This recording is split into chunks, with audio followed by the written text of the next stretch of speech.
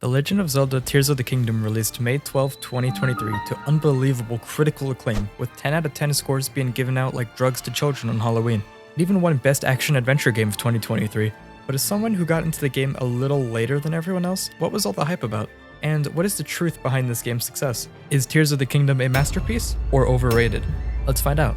Starting off, in the beginning of the game, Link and Zelda are in a cave where they find something they probably shouldn't have. A disaster strikes, and Princess Zelda is transported? Meanwhile, Link wakes up on a strange floating island. His goal in this game is to figure out what happened to Hyrule and find out where Princess Zelda ended up. With that short summary out of the way, let's talk about gameplay. It's very similar to Breath of the Wild, but with a brand new art style and mechanics. Of course, you still have climbing, weapons, shrines, statues of the goddess, etc. from last game, but there's a surprisingly large amount of new areas to traverse. The Sky Islands were added to the game, although you can't see them unless you're going to specific areas. There's not as many as you would have thought based on the trailer, but they're still cool though. An expansive cave system running underneath Hyrule was also added in, which introduces new themes used throughout the game. Evil sludge.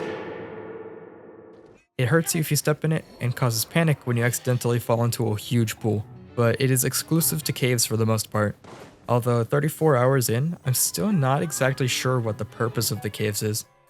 Enemy variety hasn't really changed all that much either from the first game. There are some new faces, which is nice to see, but you still do have your basic bokoblins, choo-choos, What?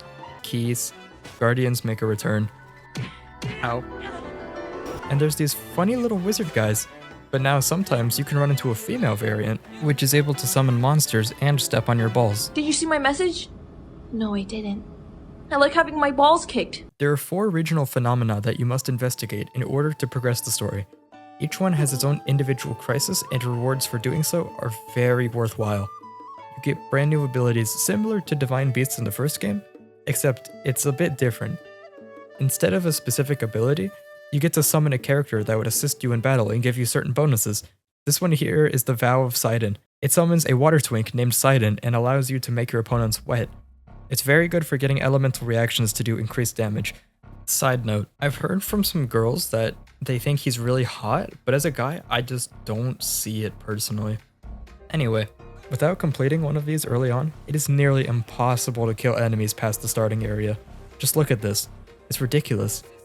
The boss fights as well. Spoilers for the next 15 seconds, just look away and listen if you haven't played the game yet. Without at least one of the vows, the boss fights are just way too hard.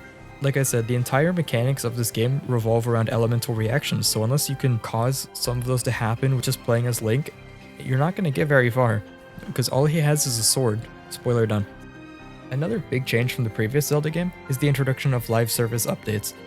Apparently Hyrule was much smaller when the game came out, but look at it now. There's so much to do, like gamble.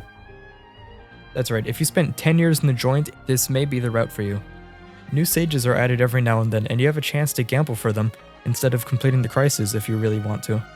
Guys, look at this gameplay.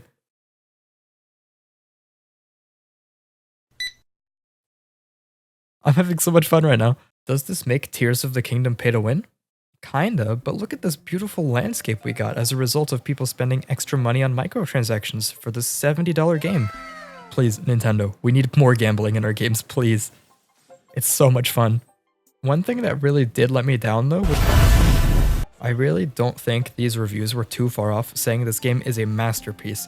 I've personally been having a ton of fun with it, and I think people should go ahead and try it out. There's no reason not to. I rate it a 9 out of 10.